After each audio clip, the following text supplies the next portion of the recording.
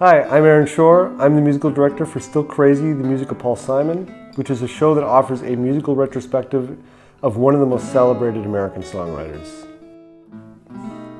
Simon & Garfunkel was always on in the houses when we were kids, and it was sort of something that was just always around, and it's sort of music that's been with me since I was a young kid. And at a certain point in high school, when I got my driver's license, I had a copy of the Simon & Garfunkel concert in Central Park, and I listened to it in the car all the time, constantly, and I must have worn the tape out. Later on in my 20s or so, I got really into that record, Still Crazy, after all these years. And it became a record that I just listened to constantly. I listened to it when I got my heart broken or got my bell rung, and it sort of became one of those, it became one of those albums that I could turn to. It's like a magic pill kind of record. Albums like that sort of become your friends. As a young jazz musician, I was sort of fascinated with New York City and the music history there and the cultural history and everything about the city in general. And I realized too that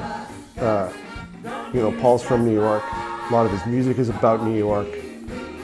He channels so much of that, like the entire American lexicon of music. As a New Yorker, it's rock and roll, it's doo-wop, it's country music, it's jazz music. It embodies all of those elements. When I was curating the music for the show, I thought, it'd be great to do all of it, but obviously that's not possible. And then I thought maybe it would be best just to focus on Paul Simon after the Simon & Garfunkel era. And then I realized just how much I love Still Crazy after all these years. So I started with the music from Still Crazy after all these years, and then I sort of just worked my way outward. So there's music from basically every record from the Paul Simon songbook right up until Rhythm of the Saints. So there's something in there for everybody.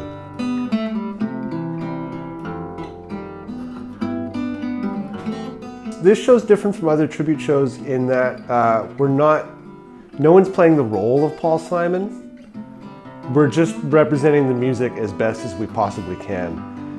And having a program that's very organic, the music is really organic and fun and can be different every night to some degree, as opposed to a tribute show where everything is very calculated and choreographed, which for me is not as fun. For me, it's not so much about someone being Paul Simon or someone playing his role, as opposed to us just playing the music and playing the music the best that we can. When it came to picking the personnel for this band, I thought about how Paul Simon sets such a high standard for having the absolute best musicians available, the absolute best musicians he can find to play his music. So I figured it was good to follow that example and find people that can play this music with the utmost attention to detail and authenticity, and also bring their own individual perspective and still be able to play with the music in a way that's fun and exciting. And in order to recreate so many of those details, it's important. I felt it was important just to have enough people to do it. So we have 4 singers that each bring their own thing to all these tunes. We have a horn section, we have a six-piece rhythm section. So all in all, it's 13 people on stage performing all this music. More than anything, we're just really excited to get this thing on stage, to have a blast playing it and to share it with everybody, and to see the audience's reaction, and just to continue celebrating this great American songwriter.